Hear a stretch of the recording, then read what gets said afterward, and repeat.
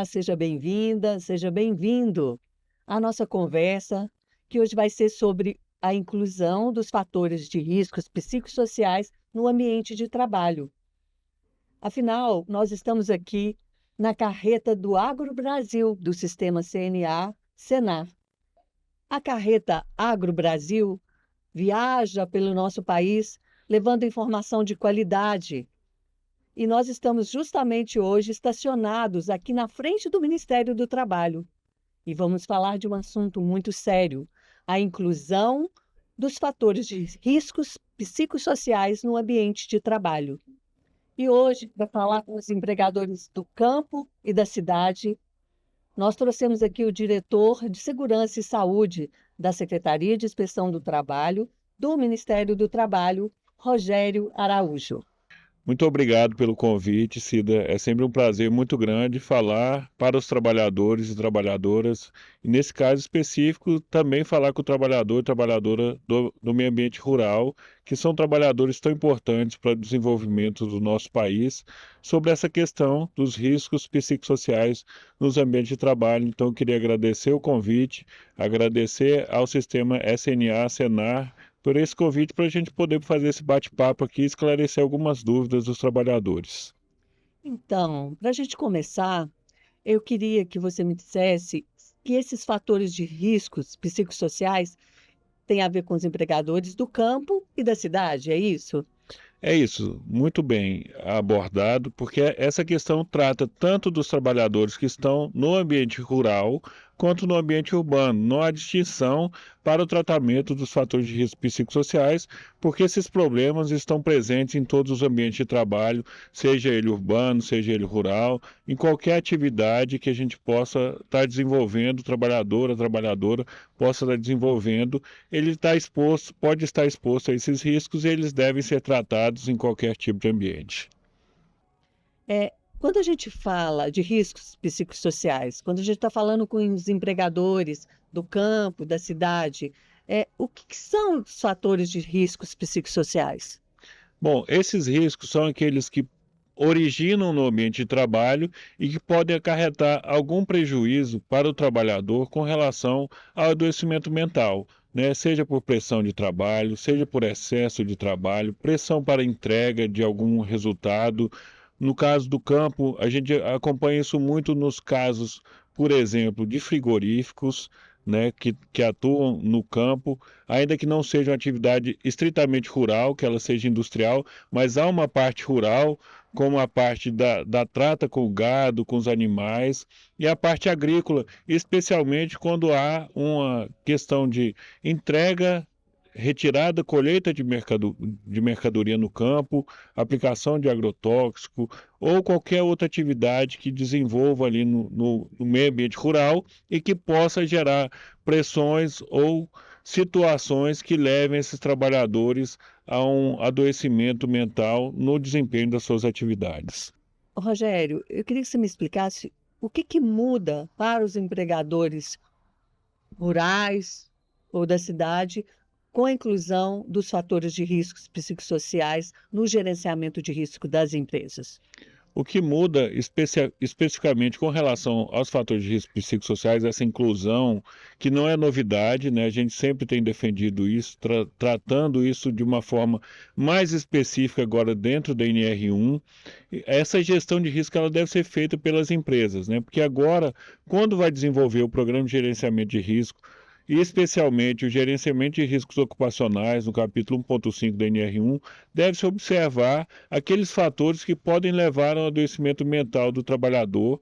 fazendo a identificação desses perigos e depois a gestão desse risco, para que não haja esse tipo de exposição no ambiente de trabalho e evite o adoecimento dos trabalhadores ali, sejam eles rurais ou urbanos, dentro do ambiente de trabalho. E isso vale para qualquer empresa,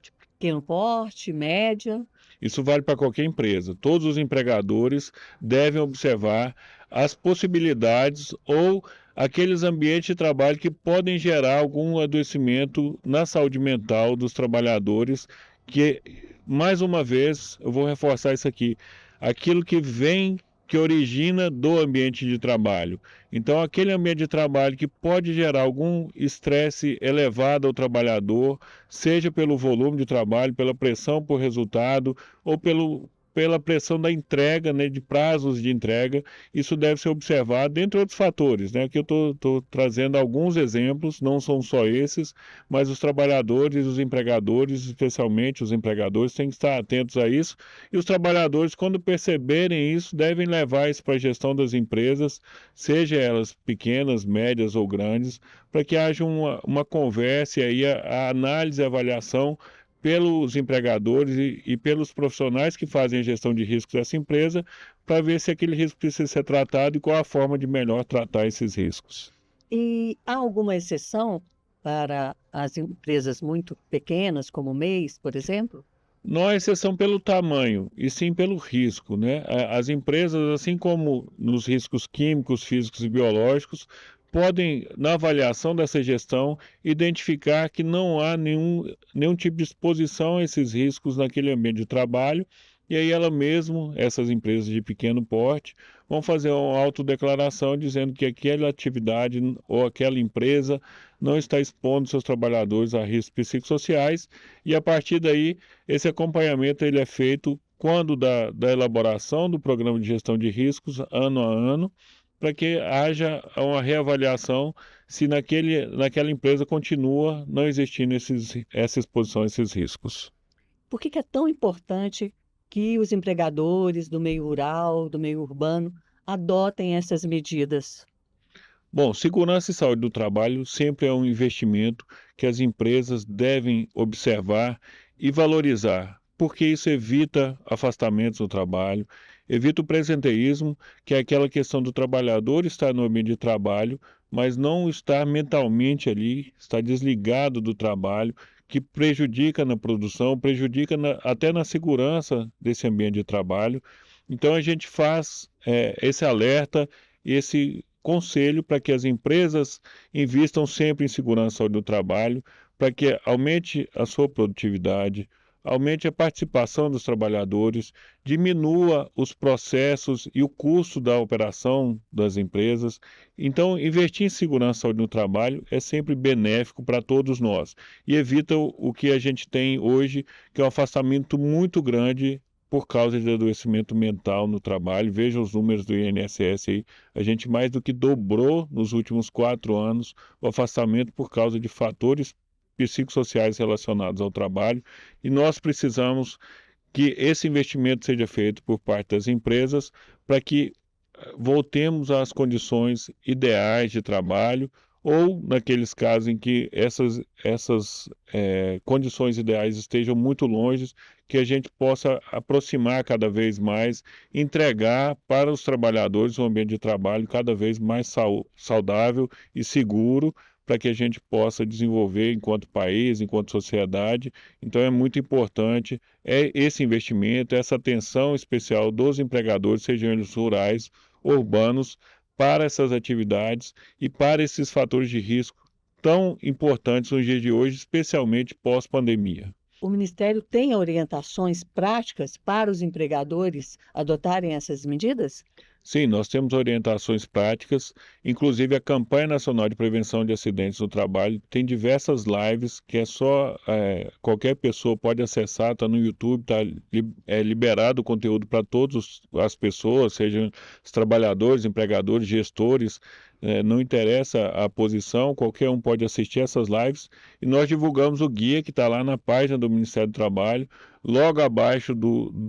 da norma regulamentadora número 1, dentro dos arquivos ali do Ministério do Trabalho, e esse guia trata de questões básicas ali que todos podem ler, acessar e ver qual o entendimento do Ministério do Trabalho e quais as posturas os empregadores devem tomar com relação a isso. E em breve nós lançaremos um manual também, que será um manual informativo, que vai orientar de uma forma mais aprofundada um pouco do que o guia, quais as medidas a serem tomadas e qual a posição do Ministério do Trabalho, especialmente da Inspeção do Trabalho, com relação à fiscalização e à gestão desses riscos dentro do ambiente de trabalho. E nesse caso, o manual também vai detalhar mais alguns setores específicos, como, por exemplo, o pessoal do campo, do agronegócio, da pecuária. Isso vai contribuir, é isso? A gente não vai tratar de setores específicos, a gente vai ter exemplos de como fazer essa gestão, de o que deve se observar nessa gestão, sem definir metodologias, que isso é muito importante que seja dito aqui, porque nós não vamos definir metodologias e sim fazer a observação de qual metodologia foi aplicada pelo empregador ali e se aquela metodologia realmente atende aos anseios daquela atividade, daquele local de trabalho, se contempla a identificação do perigo e a gestão desses riscos para que os trabalhadores não estejam expostos a esses fatores de risco psicossociais que podem, na maioria dos casos, como a gente tem visto, gerar adoecimentos e afastamentos do trabalho desses trabalhadores e trabalhadoras. Essa nova norma de inclusão dos fatores psicossociais no ambiente do trabalho entra em vigor no dia 26 de maio.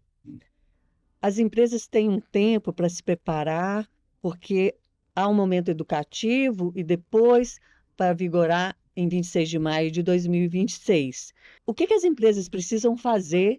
para essa preparação e chegar no 26 de maio de 2026 preparadas para essa nova situação? Bom, a gente está com a iminência da entrada em vigor.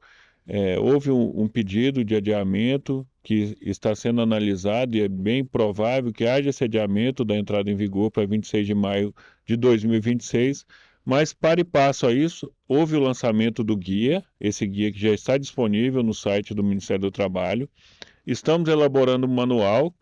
a previsão dele é de ser divulgado em julho deste ano ainda, e a criação de uma comissão nacional tripartite temática com os trabalhadores, empregadores e o governo, que nós vamos discutir dentro dessa comissão as fases de implementação disso e o acompanhamento dessa implementação por meio das empresas, para que, quando a norma entre em vigor definitivamente em 26 de maio do ano de 2026, a gente esteja com tudo isso já muito bem concatenado e esse movimento de passo a passo já tenha sido percorrido e não haja mais nenhuma questão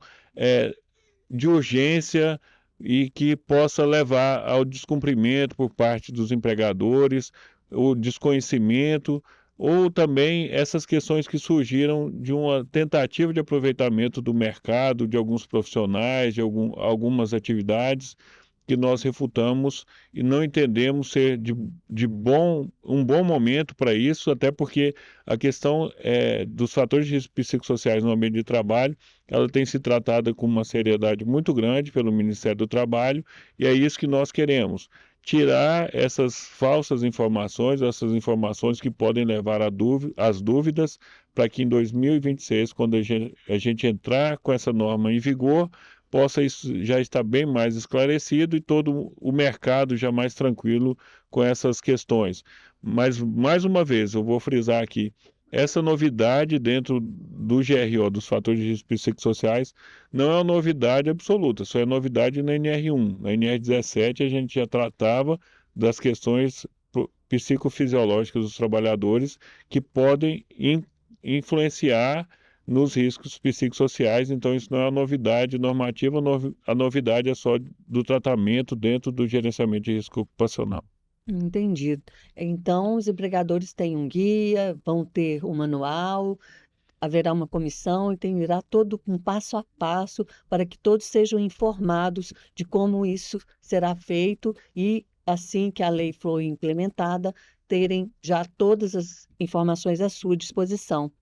Perfeito, é exatamente isso. A gente está fazendo todos esses passos para que quando a norma realmente entre em vigor ali em 2026, já não haja mais espaço para essas dúvidas que hoje ainda afligem alguns empregadores, né, algumas atividades econômicas. A gente vai ter superado toda essa parte, até porque essa discussão na comissão tripartite, ela vai acontecer com a participação dos empregadores e dos trabalhadores, e isso vai gerar um esclarecimento muito maior para toda a sociedade. Pois é, Rogério, a gente podia fazer vários programas só sobre esse assunto, né? Eu acho que pode ter outras oportunidades para a gente conversar, mas o nosso tempo acabou. Eu te agradeço as explicações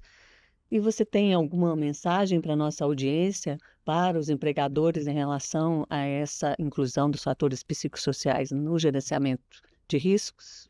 É sempre, assim, uma oportunidade ótima a gente poder falar sobre as questões de segurança e saúde no trabalho, nesse caso específico, sobre os fatores de risco psicossociais, que é um assunto que está aí na boca de todo mundo, porque interessa a todos nós, toda a sociedade, todos os trabalhadores, empregadores, porque isso faz parte do nosso dia a dia enquanto sociedade, tratar das questões, e aí essas questões que tanto têm afetado a sociedade como um todo, que é a questão do adoecimento mental. É o que eu quero deixar de recado aqui para todos os empregadores, os gestores e aí trabalhadores e trabalhadoras é que vamos olhar com atenção, com carinho a essas questões da segurança e saúde no trabalho e nesse caso específico